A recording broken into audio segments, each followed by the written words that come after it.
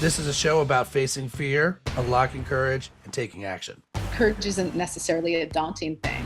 It's going to give you more purpose. It's going to give you more drive. It feels like making a courageous decision is going to get you closer to who you aspire to be. It's knowledge plus faith plus action equals courage. Always look for that road less traveled, because you can always choose the easy path. The reality is that where you're going to grow as a person and as a leader is by going through those difficult moments that are going to push you to grow, because you're going to come out of those as a stronger leader, a stronger person.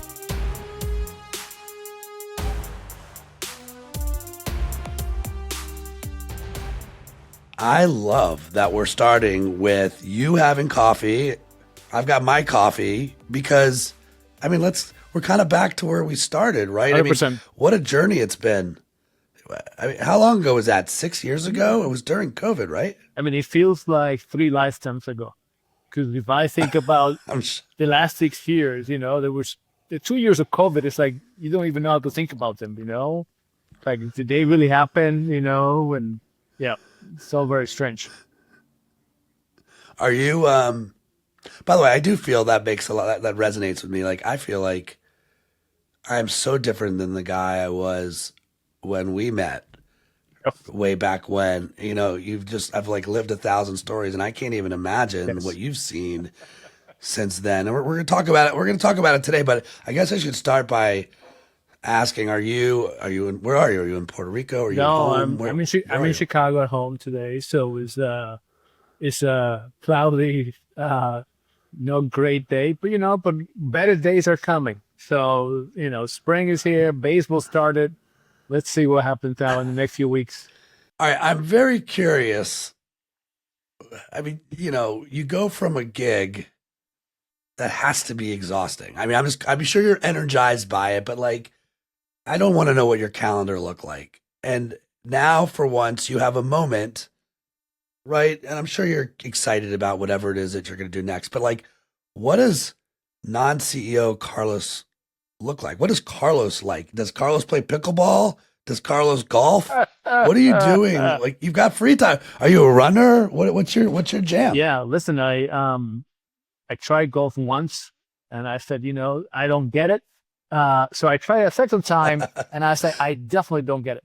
So no, listen, it's interesting because I'm actually, listen, I've been working since I was 8 years old. My dad had a business, a small pharmacy. So I worked every weekend and every summer. So the way I'm approaching this right now in this moment of transition is actually like a work. So I actually see it as now it's a little different kind of work because it's about working on myself. So it's a little bit of opportunity to grow. So I've been reading a lot. I've been networking with people, talking to leaders on industry that I have never spent time with. So it's just great to almost kind of think about this moment and say, okay, how many times do you get a chance to truly invest in yourself to grow in different ways? In fact, I also started advising a family company. So it's always experiences that I haven't had, and until now. Certainly I continue to spend time on the physical aspect of fitness and so forth, and quality time with my family. So I think the calendar looks very different, but I would say it's a different type of investment on time as I'm approaching this moment right now. Yeah, I feel like you've always been a family guy. And I know that's where there's trust there. I remember when we did Next together, I think it was, and you told a story from a stage about you go queen. Yeah. Right. And you're right. Yes. And your point was your daughter's no, you're a queen. I'm a queen. We're all queen. Right. It was a compliment. Yes. You go queen. And I remember times when I would email you, I'm you go queen. It was just an endearing terminology. So you've already mentioned family. But your kids are out of the house. They're out of the house, right? Right. But it's well, first I would say, let me just give you a little context. When I think of this moment as a transition for me personally, it's also a transition for the family, right? They get to see you more. They know that you're not, working 15 hours a day. So this idea of having the family be part of the transition is something that we actually discuss and acknowledge as a family. So I think sometimes I think people think that the transition happens to somebody as a leader. It's like, no, it happens to everybody around you. And it's been helpful to hear the counseling of people who have gone through this. And I think the second part of it is like, it allows you to spend quality time with them. As much as I spend time with them in the past, we're trying to find experiences that we haven't had. I'll tell you one particular, Rand, like in a few weeks, we're actually going to go to Disney World, which they haven't gone since they were little girls, right? But it's one of those things like, hey, we have the moment right now, the family, we have a week in which we're all together. So we're all going to go to Disney World together, So it's actually embracing the moment too right now. I got to ask, is it just the core? Is it just the family, or is there like a boyfriend sneaking into this trip too? Or is it just no way? We just lost Carlos. We just lost Carlos. That's a different conversation, my friend. No boyfriends. All right, good. So you guys are gonna head down there. It's it's. I don't know if your wife is like my wife at all, but there's times when I'm around. I mean, I travel. Yes. I can't imagine. I travel a lot, but I imagine that you were also on the road. Mhm. I can't imagine you weren't all over the place. I get like worried for her. I get anxiety more like I'm breaking her routine when I'm home. If that makes Yes. sense. Like she has a routine, and then suddenly I'm like, she's like, get on the road, like get out of here. Like is your wife? Are you traveling still as much, or is it like half the amount of time, or what's that look like? Still traveling, but certainly not with the intensity that I was. And I think that, but it's funny you said about the routine, because I think that's part of the acknowledging the transition that you're going through, right? Because, my wife has her own kind of rhythm and things that she wants to do with her girlfriends and so forth. And I think at the beginning, I think she thought, well, I'm here, so she should be more with me. And I'm like, no, you still have to do the things that you care about and the things that you want to spend time with, and don't worry about me.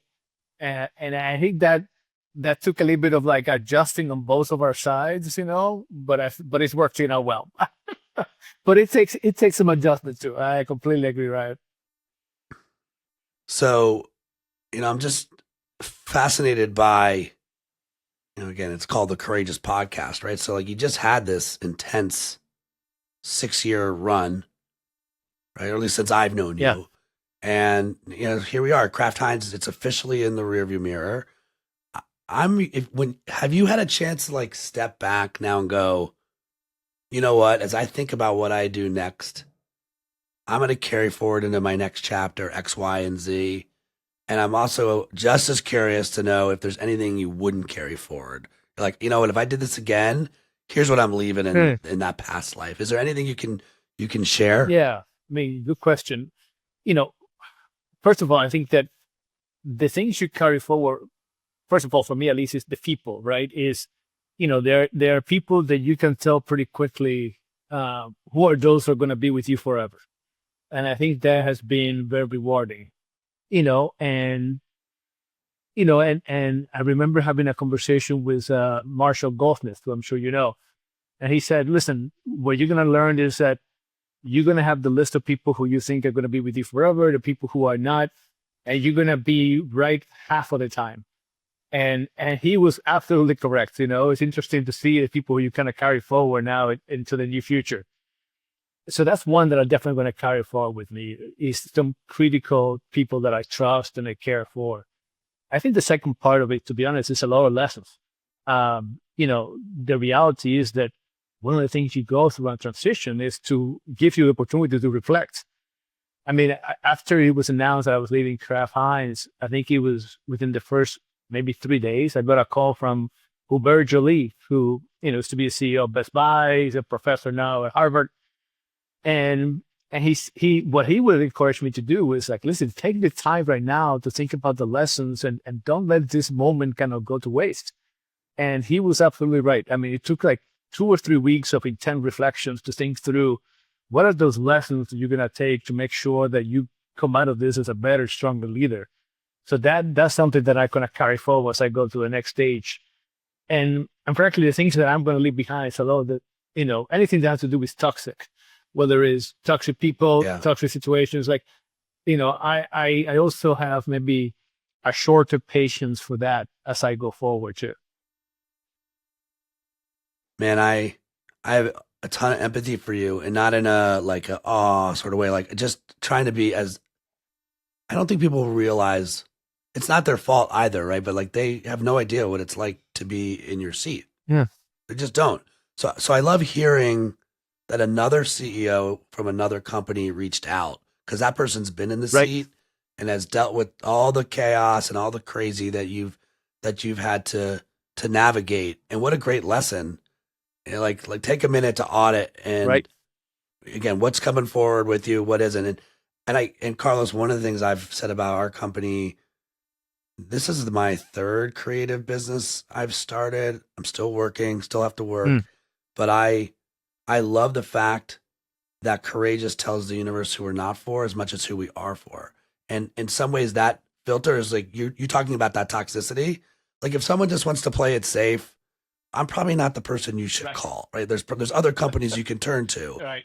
but if you really want to take on change, and I think this is why we're probably aligned. You've shared with me in the past that courage is one of your 3 key leadership traits that you believe every leader should have. So first of all, give me the full suite. What are the 3?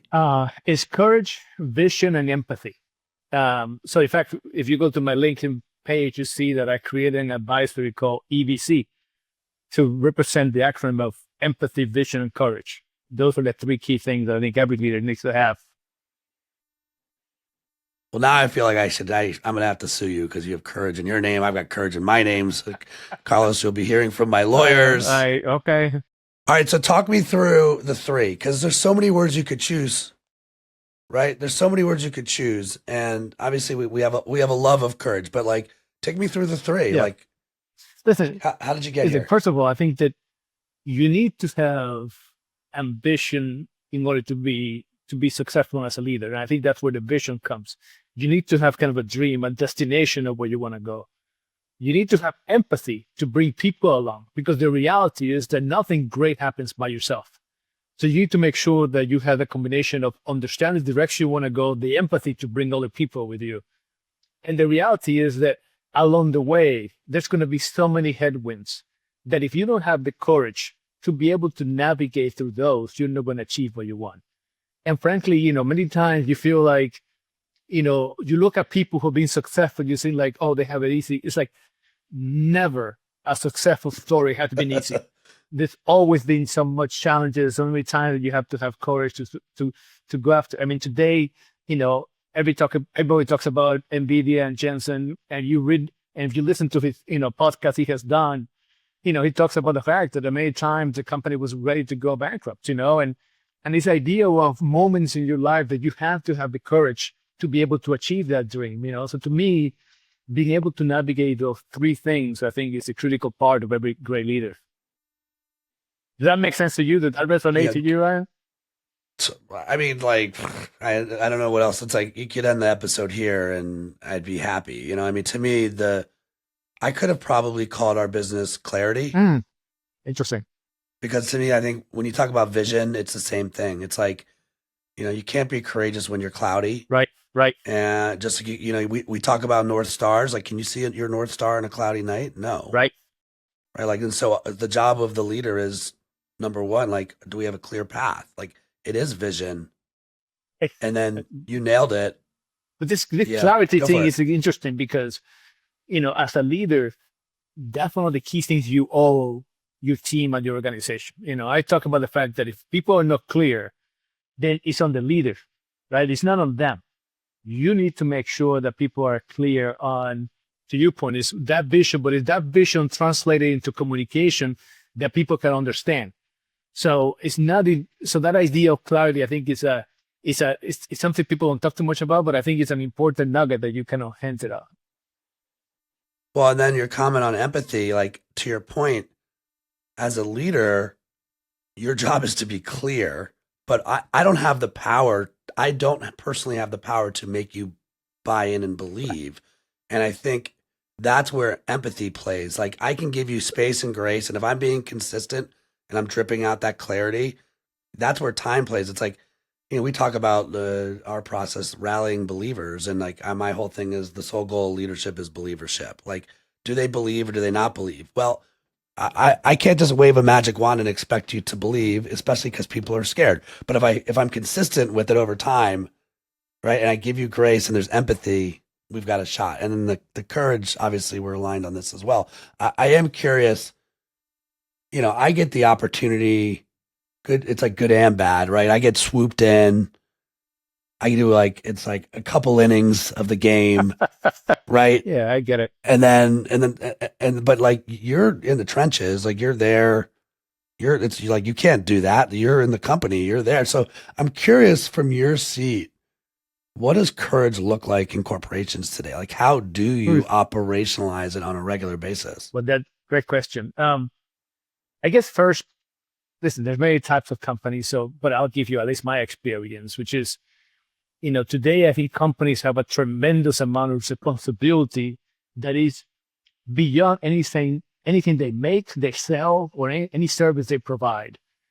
Large companies are now expected to not only do those things great, but also have a point of view on policy, on government, on judicial decisions. And by the way, they also have to make sure what is the right bet they have to make on technology that may not be something that they will need to see for the next 4 or 5 years, but it's like 5 to 10 years on the road. So it's a much more complex environment. And I think that requires you to demonstrate a little bit of courage. And the reality is that if you are a leader of a company, no matter what company you are, small, big, you have demonstrated a lot of courage to get to that place, right? So you know how to do that. It's these other things that now coming at you in a much more volatile world that requires a different level of courage because there's no playbook. I mean, there's no playbook for all of a sudden your tariffs go up 50%, or you cannot ship or bring product for certain parts of the world. There's no playbook for, I have an AI now that can supplement, my HR and finance department. How do you think through all that? So I think that idea of balancing between data-driven decisions and trusting your own judgment, that's where courage gets to flourish. So you're living in a world now that courage is even more important, because the reality is that there's not that sense of certainty in corporations like they used to have. Yeah, I'm like, where's the play in playbook? I mean, there's no play anymore. It's like it's almost like resilient book because everything's being thrown at you. Exactly. And right, like suddenly you have to be an expert on tariffs or an expert on policy or as you said, AI. You're like, I thought I was just getting in the business to sell some. I thought this was a CPG business, right? It's anything but that. To your point, it's a good time to be in the courage business, right? Because I don't say that like it doesn't bring me joy to say that. It's such an uncertain time for companies, and you nailed it. Like they're doing things. It's like you used to be in the CPG business, right? Not in the policy business, not in the AI business. I definitely used to think, and I used to say to my team, like, we're the business we're in. We have to be a technology business now, and we have to be a media business. Like, that's just the reality of business today. But now on top of that, you also have to like be in the policy business. We got to talk about diversity, equity, inclusion. Is that a thing? According to Washington, D.C., it doesn't seem that way. That's complicated stuff, what's going on in the country and beyond. Listen, I think what's important through all that, because you don't know what the next challenge is going to be. The important thing is that you have to be that whatever is the now is it could change in a few months. It can change in a few weeks. So you're going to be prepared for that. And I think that's where part of that I mentioned where courage flourish, because, it is a moment when there's no playbook. And as you said, sometimes, there's no more play in playbook anymore. It's like this idea that you have to be then more in touch with your own set of values, your principles. What are the values of the company that you represent, to make sure then you can navigate moments that again, they may not be, there's also precedent for. So And it's not just you. It's not like it's like there's no one around you who may have a perfect answer. Not the board of directors, not your team. So this idea that it makes sure that you are aware as a leader of what are those knowledge, what are those principles, so that you can navigate these moments in a courageous way. Because again, what you think may happen today, I can guarantee you it's going to change in the next few weeks. So you have to be on your toes to be ready to making those courageous decisions and to make sure that you are protecting the company, the people, and and those shareholders that kind of believe in you. Also yourself. I mean, 100%. protecting yourself. And 100%. you nailed it. It's not a protect yourself in like we're in a ruthless culture. It's the sanity of yourself. It's your principles. And I will say, the amount of times, Carlos, that I've seen leaders not have their personal values figured out. It's like, if you don't know what you stand for, you never know when to take a stand. And it does start with, are we clear on our own personal values? How valuable are your values? And then, yes, the company has values. And it's like, where do those two worlds collide and align? Easy for us to talk about, but if I'm 24 right now and I'm like, I'm kind of freaked out. I'm like, is AI going to replace me? Am I okay? I don't totally know what's going on. Clearly no one's inviting me to the meeting with the board, right? Like, I'm just like trying to get paid every 2 weeks. So if you're a young leader right now, like, how should young leaders lean into courage to grow? Listen, I talk to a lot of young people and who starting their careers both at the previous company, Kraft Heinz, but in other forums, universities, and so forth. And I think, one of my encouragement to them is always, look for that road less travel. Because you can always choose the easy path, and you can, and to your points, like you get the paycheck, you go to the next job, and you get to the next thing. And the reality is that where you're going to grow as a person and as a leader is by kind of going through those difficult moments that are going to push you to grow, because you're going to come out of those as a stronger leader, a stronger person. Now, it's not going to be fun. Those moments are never going to be, the most joyful moments, but they are going to do something in your life that is going to improve it for the better. If I think back to the arc of my career, I can point to moments in there where you have to kind of travel those road less travel in order to make sure that you feel like you're going to be, a stronger and a better person out of it. And frankly, that's the way I approach in this moment right now for me is, this is a point in time that I never had to deal with before, this transition. But I also think, listen, I'm embracing the fact that I know I'm going to grow out of this and be a better leader as I come out of it too. So I think it's the same thing for if I'm starting my career today is, let's make sure that you are embracing those situations that are going to be, that road less travel. And I'll give you one example. I remember back at when we were starting to create an agile organization at Kraft Heinz, we were looking at to create a whole marketing team just focused on agile and how we are going to solve different problems in a unique way. And it was very difficult to recruit people to go to that group of the marketing organization. And I remember saying to them, listen, if I started marketing today, this is exactly what I would be. And I think, it took about a year when all of a sudden people understood, oh, that's the way we're going. So this idea of finding those moments in your career where maybe not everybody wants to do that, but you're going to grow, you're going to try something different than everybody else. I would say welcome those, embrace those challenges. Show that courage now, because that will pay off for you in the long term. So I don't know if you remember this, and I wasn't planning on going here today, but I remember when we had that, I think it was around the kitchen, and your word was agile, and you're like, yes. You wanted to add it as a value. Right. And, through the game of operator or telephone or whatever the right game was, it got back to us that was important to you. Yes. And I know you remember this. We ended up that entire conference, and just so for people know, around the kitchen was one they're bringing in their top 200 leaders, and we're putting a timeout on the business, and we're getting clear on where we're going, and there's transfer of information, so everyone knows the direction in which we're going. But knowing that agility was important to you, we had a production crew shooting all of it, and nobody knew but one person. And at night we were editing in real time.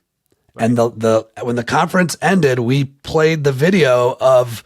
Right. And I remember you got on stage and like, I don't know who did that video, but that's what I'm talking about with Agile. We were like, yes. Okay. We're getting love for this idea. Do you remember this? Does this ring a bell to you? Of course, because I think it's Agile is a couple of things, right? One, obviously, is the idea of taking what technology companies have done in terms of the principles of how you work in an Agile way, which, with the Scrum Masters and the different pods, and there's a formal way to do that. So that we did, and the social cultural aspect to Agile, which is how do you make sure that you are treating everything with a sense of urgency and ownership, that you need because of the business. It's a priority for you to deal with. So to me, what you guys were showing was, listen, we are treating this like with the owner. This is something that is important for this top 200 leaders to see. So we're going to do all this work. We're going to stay late at night in order to make sure we have this ready for the next day. To me, that was the aspects of cultural change in Agile that I also loved, that I wanted to make sure we continue to drive in the company. So that was a great example, Ryan. Well, again, I wasn't going, I'll take the hug, but I was like, I think you can talk it, but like to your point, you have to show it, right? Like you 100%. Can't just talk it, you got to show. So I'm so curious, again, this is a show about courage, which means it's a show about fear. And you're in this in between chapter right now. It's like the Carlos plane is in the airport. It hasn't taken off yet. We don't know where it's going. We know it's going to take off, but you got this moment where you're sitting in the terminal and you're like, okay, which plane am I getting on? So I'm very curious, like, has there been anything that's weighing on you? Is there any fear you have about whatever this next thing is that you do? Yeah, listen, two things I would say. One, I think it is the first time for me to go through this transition, right? So you have to embrace it and acknowledge that. But at the same time, I think, you mentioned the word fear a few times. I think fear is an interesting emotion because it is, I think sometimes we think of it like the idea should be, we should not have any fear. I think it's more, we should acknowledge the fear, because fear actually can lead to action and to act. I think what you need to make sure is you don't let that fear, paralyze you. Don't let the fear become a phobia. But I think, a certain amount of appropriate amount of fear in order for you to drive to action is a good thing. So I usually, think of it as this moment that, there is a little bit of the fear of the unknown, but at the same time is embrace that. Think about what it can be at the other side of that. Just don't let it paralyze you. That's what I would say to the people who are listening here is understand that there's not a world and there's no fear, but at the same time, there is a world in which you can take advantage of that and use it to your advantage. We're not spending too much time today looking in the rearview mirror, but I am curious, is there like what are you most proud of from the Kraft Heinz chapter? Is there like one thing that you're like, man, that was awesome, we did that? Well, I think maybe for the people here who are listening to this conversation, I would say just a little bit of context. I joined the company 6 years ago. 2 weeks after I joined, the credit of the company went to junk, and 2 weeks later, COVID hit. So what was a very difficult situation became almost unattainable. And while I had a playbook, back to playbooks, I had a playbook on what we thought we could do, and Miguel and I had discussed it, who was CEO at the time. The reality is that we had to throw it all away. But if I look at the company today, the company is a solid ground. We have gone through high credit rating. We have a very strong balance sheet. We have continued to now bring Agile as part of the company culture, and as well as making big investments in AI to drive transformation inside the company. And in fact, just last week, it was announced that Fast Company recognized Kraft Heinz as the most innovative, one of the most innovative companies in the world for the fourth year in a row. So from a place where we were to a place where we are now, it's a whole different company that sometimes it's hard to see from the outside. But if you look inside, you can see that all those seeds that we planted along the way are beginning to pay fruit. And I feel great. I also feel great about the people that we have brought and developed. I mean, it's a much stronger team than we had before. And I think, there's just a lot of opportunity as we go forward. So, maybe a little too long of of an answer, I would say, Ryan, but at the same time is, it is a different place. It has a different culture. It has the strengths of the infrastructure that we need to continue to build into the future. I'll never take I don't think it's too long of an answer. I like the real, and I think in the spirit of that too, right? Like, I mean, you're still a human being, right? Like, Right. there's probably something you wish you had more time to do. Is there like one place where, like, if I wanted another year on this, is there one Yeah. specific thing you wish you had more time on? So that's a place that I have not spent time reflecting on, because I think that idea of thinking, okay, you could have, we should, I think there are 2 days you cannot control, yesterday and tomorrow. So to me, it's like, that place probably I haven't reflected as much, to be honest.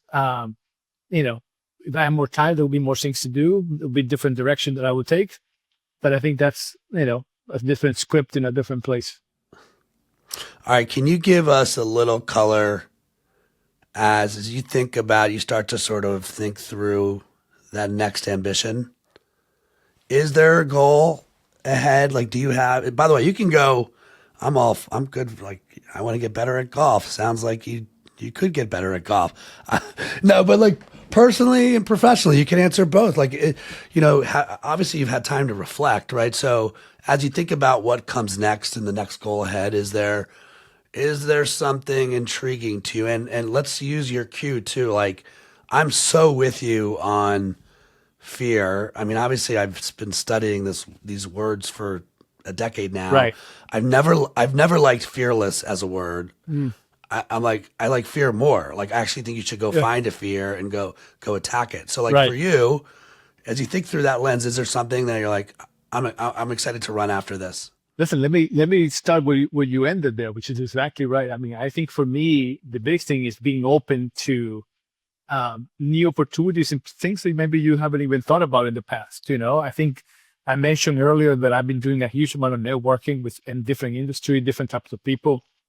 And to me, that actually, has opened my eyes to a huge new world in which I can put the things that I have done, the experience that I have gone through, some of the bruises, maybe a few scars that I have collected along the way, that put to use in a whole different way. So what it has been helpful, Ryan, is to be thoughtful about what are the places that you thrive? Like, what are the elements around it? When you have been at your best, what has been around you that you feel like, okay, that could work for me?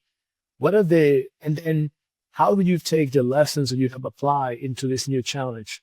I'll tell you 2 things. I think one, I love the idea of transformation. I think to me, meaty challenges are kind of the sweet spot, I think, where I do really well. So I think for me is continue to focus on those things that would be immediate challenges that require quite a bit of transformation along the way. And I think that where that could lead to, listen, I'm actually being very open. The last thing I would say though is I still feel like, I'm more interested in making a direct impact. So being an executive versus just being on boards and advising. But I think that idea of, leaning into things that you love, making sure, we talked about values earlier, making sure that in a place that you feel like, it represents your values. And those are the places that I'm really looking for is whether that leads me, I'm happy to join your podcast at another time and we can talk more about it. All right, good. We're going to have you back on. That's what I heard. Yeah. You know what also would be what would be really fascinating? You had mentioned that you and Miguel had a playbook that immediately got thrown out the door. Have you revisited that? Like, I'm so curious how much of it is custom Interesting. for that task at hand versus, again, you know what? There was something here about clarity, about people, or maybe it's the unintended. It actually aligns perfectly with vision, empathy, and courage. It'd be really interesting to look at that and be like, these are actually principles I can apply no matter the vertical. Yeah. Have you looked at that? Yeah, I mean, I think there's two things that would be different that I could use a playbook. Now, I think Right. one is the piece of agile, right? Both in terms of the methodology as well as of the culture, which is why I wanted to make it part of our values. You have to, it's too volatile, it's too fast changing of the world. There's not going to be a new normal anymore. In fact, the new normal is a lack of normalcy. So I think you have to inject agile, which is why the playbook probably wouldn't work. And I think the second piece, I would say, one of the things that I have really felt in a whole different level in the last few years is a sense of ownership. In big companies, you talk a lot about ownership, but until you go through experiences like COVID, or you go through experiences like high inflation, or you go through experiences like in 2025, with the MAHA movement and things that make sure that you feel like, no, this is what it means to be an owner at this particular time, and how we are going to overcome all those things. I think that's a different level of being able to kind of intrinsically push that into the culture that maybe I knew, but I didn't feel as much as I do today. So I think those are two things that I probably would change as I think about the next version of myself in this moment, in the next chapter. Is bring that agile, bring the sense of ownership in a way that, whether you're sitting in the factory level, whether you're sitting in a corporate office, that you feel that same level of ownership in what you do. Man, it's good to catch up. It's long overdue. You seem, I mean, probably not surprising, because if I'm realistic, you and I have caught up maybe 8 or 9 times over the last 4 or 5 years, and you're so busy. It's like, if I get 15 minutes with you, we got to get to it and move on. So you seem lighter. You Yes. seem like more reflective. I kind of want to give you the floor to wrap with the audience. What I want to give you is some context. Look, if someone's around for 45 minutes of the conversation and we're still on their walk or in their car, right? They're listening to this. They're obviously invested in the conversation, right? Okay, well, who would that be? Well, one, I think it's probably that curious young leader who is trying to figure out, how do I become a CEO, or how do I get that next courageous move? 2, it's probably somebody we know from our last lives, right? That's somebody who's still at Kraft Heinz, or maybe they've left. They were there on the journey with you. They had marching orders from you. They locked arms with you. They followed you. Or maybe it's even like, it's someone that honors the show. It's about courage. They want to be brave. They don't know how to do it, but they're passionate about the space. And you've sat in the seat. What's your sort of takeaway message for the listener right now as they move forward into the thing that they're working on? Well, first of all, let me just say one thing about you, which is, I mentioned people who have reached out, and you were one of them. And I think one of the things you talked about too, that I found valuable was, Carlos, take the time to think about what are the things that are non-negotiable for you. And I actually did that. I went through my own list of saying, okay, as I think about the next chapter, what will be those things that are non-negotiable? So thank you to you as well, because again, it's one of those things that you don't think every day about, but it gives you a chance to reflect at this moment. And you mentioned about people who may be listening.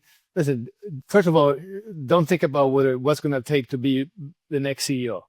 Think about how it's going to take to be the better version of yourself. And to do that, you're going to have the opportunity to display courage. And I would say is, rather than walk away from those opportunities, walk away from that fear, embrace that. Embrace those problems that are going to make you a little comfortable, those situations that are going to put butterflies in your stomach. Because it's in those moments you get to show courage, and you get able to grow to become a better version of yourself. Ultimately, that's going to lead to the path where success is. But that only happens when you start taking that first step. When you say, I am going to be uncomfortable, and I'm going to be able to display courage here, because I know I'm going to come out of this as a better leader and a better person. And good luck to you. Good luck to everybody who's listening. And thank you again, Ryan, for the opportunity to be here together, and always a pleasure to catch up. Hey, I'm looking forward to not playing golf with you soon. Maybe we can break bread, or let's go. Let's go. We'll get a cocktail, right? Okay. I'm all for the 19th hole. We'll do that, and I can have a mojito with you anytime. all right, that's a deal. That's a deal, man. Carlos, great to see All you, the man. best. Thank you. I can't wait to see where this plane goes, and we'll be watching, and we'll have you back on maybe in a year, and we'll see what you learned. Gracias. Thanks for tuning in to this episode of the Courageous Podcast. If you enjoy the show, don't forget to rate and review us on Apple Podcasts so more people can find us. See you again next week.